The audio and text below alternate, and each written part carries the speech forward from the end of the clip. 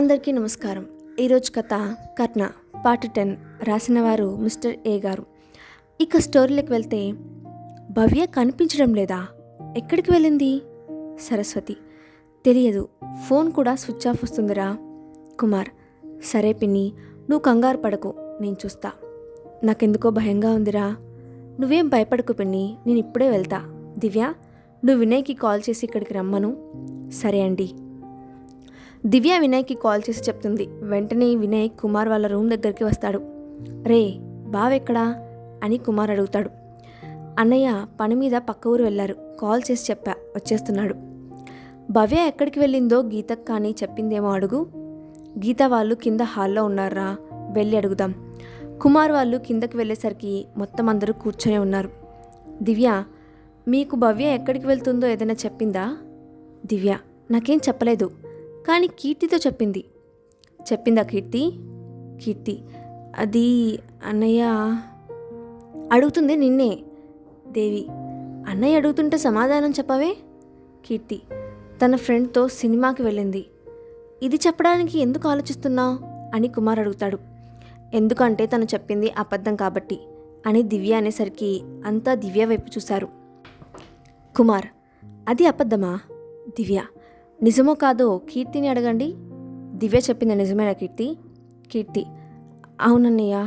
మరెక్కడికి వెళ్ళింది? కీర్తి ఏం చెప్పదు. చెప్పు కీర్తి. దివ్య: నేను చెప్పనా? చెప్పు. భవ్య వెళ్ళింది సినిమాకే, కానీ అమ్మాయితో కాదు. అవునా కీర్తి? కీర్తి అవును అన్నట్టు తల ఆడిస్తుంది. మరి ఎవరితో అని కుమార్ అడుగుతాడు. తన లవర్తో అని దివ్య చెప్పింది. ఆ మాట వినగానే కుమార్కి ఏం అర్థం కాలేదు. కుమార్ మనసులో ఎన్నో ప్రశ్నలు మొదలయ్యాయి. అంటే వాడితో భవ్య? చిచ్చి, అది అలాంటి పని చేయదు. పోనీ వాడు దాన్ని ఏదైనా... నేనేంటి ఇలా ఆలోచిస్తున్నా అని కుమార్ ఆ ఆలోచన నుండి బయటకు వస్తాడు. రే గౌతమ్ బావకి కాల్ చేయరా అని అనేలోపే గౌతమ్ వచ్చాడు. బావా, ఇప్పుడేం చేద్దాం? గౌతమ్: మనం ఇక్కడే ఉండి టైం వేస్ట్ చేయకుండా వెళ్ళి తన గురించి వెతకడం మంచిది. సరే బావా, పద వెళ్దాం. వినయ్, కుమార్, గౌతమ్ వెతకడానికి సిద్ధపడి బయటకు నడుస్తుంటే, ఆగండి అని వెనకాల నుండి దివ్య పిలుపు వినపడి ఆగుతారు. ఏంటి అని కుమార్ అడుగుతాడు. మీరేం అనుకోను అనుకుంటే ఒక విషయం చెప్తా. చెప్పు. ఏంటి? మీరు ముగ్గురు ఉన్నారు కాబట్టి అందరూ ఒకే వైపే కాకుండా ఒక్కోరు ఒక్కో వైపు వెళ్ళండి. గౌతమ్ అన్నయ్య, మనం మీ డిపార్ట్మెంట్ని యూజ్ చేసుకోవచ్చా? తప్పకుండా. అయితే వాళ్ళని కూడా గ్రూప్కి 4 చొప్పున 5 గ్రూపులుగా డివైడ్ చేసి వెతకమనండి. కుమార్ దివ్య వైపు అలా చూస్తూ ఉండిపోయాడు. ఏంటి అలా చూస్తూ ఉండిపోయారు? ఇన్ని తెలివితేటలు ఎక్కడి నుంచి వచ్చాయి నీకు? మీరు పొగడ్డం ఆపి వెళ్తే మంచిది అనుకుంటా. వాళ్ళు నవ్వుతూ దివ్య చెప్పినట్టు తలో వైపు వెళ్తారు. ఒక రేకుల షెడ్డులో స్పృహ లేకుండా నోటికి అడ్డంగా గుడ్డ కట్టేసి కింద పడుకొని భవ్య అంటుంది. అన్నా, ఈ పోర్ని ఏం చేయాలో సార్ చెప్పినాడా? లేదు, సార్ చెప్పే వరకు తనని చాలా జాగ్రత్తగా చూసుకోవాలి. అప్పటి వరకు మనం ఏం చేసేది? భోజనం చేసేది అని అక్కడ ఉన్న 2 వ్యక్తులు మాట్లాడుకుంటున్నారు. మధ్యాహ్నం 2 గంటలకు వాళ్ళు ఇంటికి చేరుకుంటారు. వాళ్ళ దగ్గరికి దేవి ఆతృతగా వస్తుంది. కన్నా, భవ్య ఆచూకీ తెలిసిందా?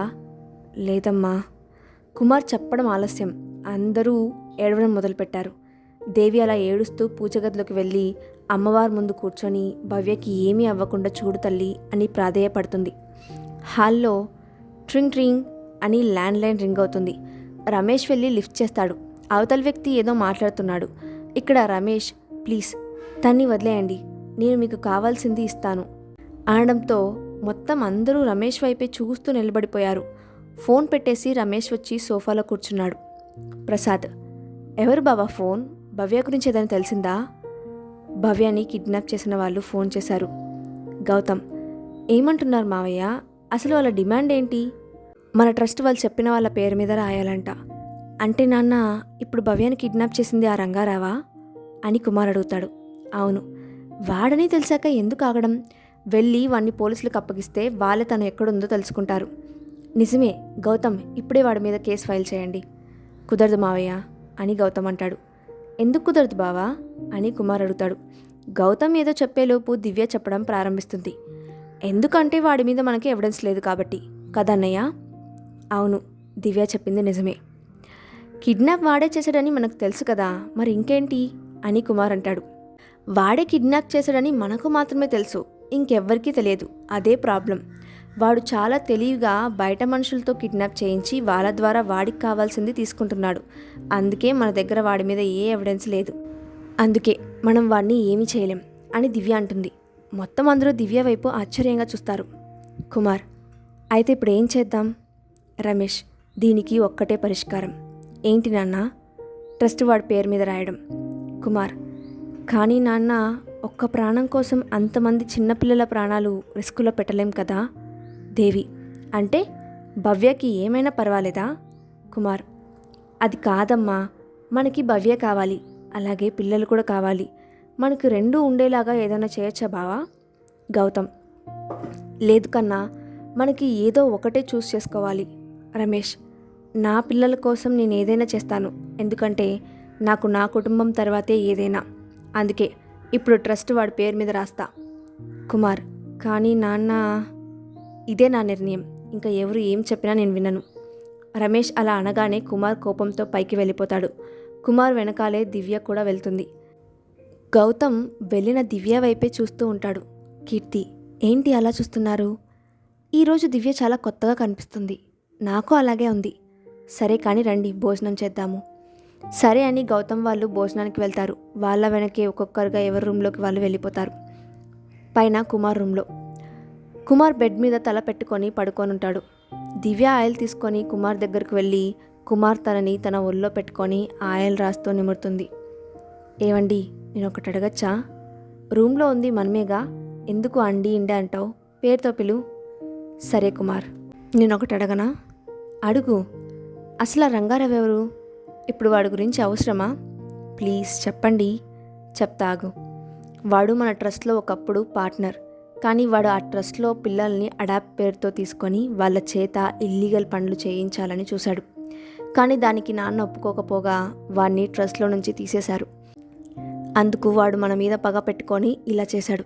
ఇంకో విషయం, వాడికి ఇక్కడ లోకల్ ఎమ్మెల్యే సపోర్ట్ ఉందని రెచ్చిపోతున్నాడు. కానీ నాన్న దేనికి భయపడేవారు కాదు, అందుకే ఇలా దొంగ దెబ్బ కొట్టాడు. మామయ్య గారి ట్రస్ట్ వాడి పేరు మీద రాయడం మీకు ఇష్టం లేదు కదా? లేదు దివ్య, ఒక్కరి కోసం అంతమంది పిల్లల జీవితాలు నాశనం చేయడం నాకు ఇష్టం లేదు. అలాగని భవ్యాన్ని రిస్క్లో కూడా పెట్టలేను.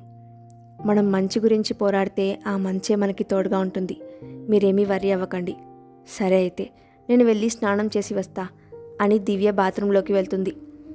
ఇంతలో పోలీస్ సైరన్ వినపడేసరికి అందరూ హాల్లోకి వచ్చారు. కుమార్ కూడా పైనుండి కిందకు వచ్చాడు. ఇంతలో బయట 2 కార్లు ఆగాయి. అందులో నుండి అఫీషియల్గా రెడీ అయి ఉన్న 2 యువకులు, 3 అమ్మాయిలు దిగి లోపలికి వచ్చారు. గౌతమ్, ఎవరు మీరు?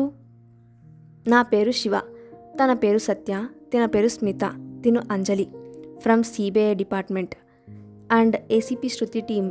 ఇక్కడ తిను సిబిఐ ల్యాబ్ డైరెక్టర్ సంధ్య అని చెప్పడం ముగించాడు శివ. అక్కడ ఏసీపీ శృతి పేరు వినగానే గౌతమ్కి ఏదో తెలియని ధైర్యం వచ్చింది. వాళ్ళని హాల్లో కూర్చోపెట్టి వాళ్ళకి కాఫీ ఇచ్చి, మీరు ఇక్కడికి రావడానికి గల కారణం అని గౌతమ్ అడుగుతాడు.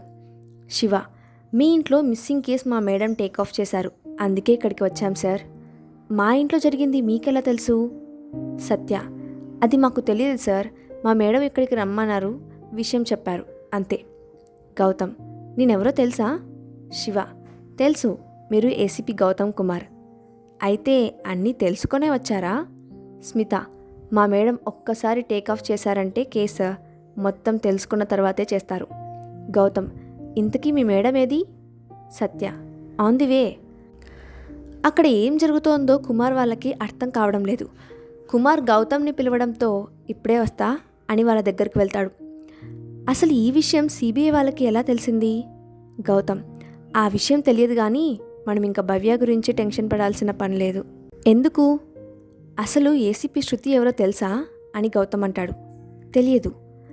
గౌతమ్ శృతి గురించి మొత్తం చెప్తాడు. మరి ఎవరికీ కనపడిన ఆవిడ మన గురించి ఎందుకు ఇంత చేస్తుంది? తెలియదు. ఇంతలో కార్ ఆగిన సౌండ్ వస్తే అందరూ హాల్లోకి వచ్చారు. అందరికీ చాలా ఎక్సైట్మెంట్గా ఉంది శృతిని చూస్తున్నారని. కార్ డోర్ తీసుకొని శృతి నడిచి వస్తుంటే వినయ్కి, గీతాకి, కుమార్కి ఏం అర్థం కాలేదు. తను జర్నలిస్ట్ అంది కదా, మరి సిబిఐ ఆఫీసరా అని ఆలోచనలో ఉండిపోయారు. శృతి దగ్గరికి రాగానే అక్కడ ముందే ఉన్న ఆఫీసర్స్ తనకి సెల్యూట్ చేశారు. Gautam, hi, I am ACP Gautam Kumar. Hi, I am ACP Shri Shruti from CBI department and ACP Shruti team. తను అలా చెప్పగానే అసలు అక్కడున్న వాళ్ళకి ఏం అర్థం కాలేదు. గౌతమ్, అంటే మీరు ఏసీపీ శృతి కదా? కాదు. మరి శృతి ఎవరు?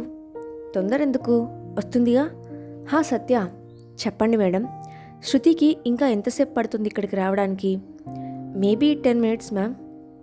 సరే, తను వచ్చే వరకు వీళ్ళ డీటెయిల్స్ తెలుసుకో. వినయ్, అదేంటి, మా గురించి నీకు తెలుసు కదా, ఇంకెందుకు? శ్రీ, ఇప్పుడు నేను శృతిని కాదు, ఏసీపీ శ్రీని, అది గుర్తుపెట్టుకుంటే మంచిది. సత్య వాళ్ళు వాళ్ళ వివరాలు సేకరిస్తూ ఉంటారు. దేవి, కన్నా దివ్య ఎదురా? కుమార్, స్నానం చేస్తోందమ్మా. దేవికి మెట్ల మీద నుండి ఏదో సౌండ్ వస్తే అటు చూసింది. అక్కడ దివ్యాని చూసి ఆశ్చర్యపోయింది. Divya white colour full hands shirt వేసుకొని హ్యాండ్స్ని రోల్ చేసి బ్లూ కలర్ జీన్స్ ప్యాంట్లోకి ఇన్షర్ట్ చేసి అఫీషియల్ లుక్లో కిందకి దిగి వస్తుంది. దేవి తనని చూసి, అమ్మా దివ్య, ఏంటిది అని అనేసరికి అందరూ ఆ వైపు చూశారు. అప్పుడు శ్రీ, దివ్య కాదు aunty, ACP Shruti, Divyashri Shruti from CBI department. ఆ మాట వినగానే అక్కడ ఉన్న వాళ్ళకి ఫ్యూజులు ఎగిరిపోయాయి. ఇంకా ఉంది, ఇంతకీ ఏసీపీ శృతి భవ్యాని ఎలా కాపాడుతుంది? నెక్స్ట్ పార్ట్లో చూద్దాం. Thanks for watching.